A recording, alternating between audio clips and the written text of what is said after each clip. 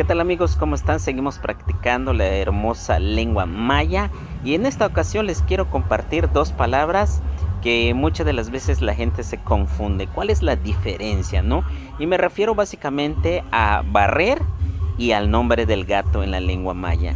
El primero sería mis, que significa barrer. Es doble I latina con acento en la primera I. Y en el caso del gato sería que es más tranquilo, es doble I latina, pero no lleva ningún acento, como en este caso. Aquí tenemos juntul mis, tenemos un gato, juntul mis, un gato.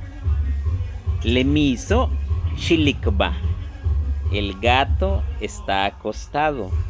Bish ukaba lemiso, ¿cómo se llama el gato? Ukabae Bombom, su nombre es Bombom. Pues ahí lo tienen amigos, espero que les haya gustado. La gran diferencia, ahora ya no se van a confundir. Kintush Tikteshki Macolas, les envío saludos. Kananta Baesh, cuídense.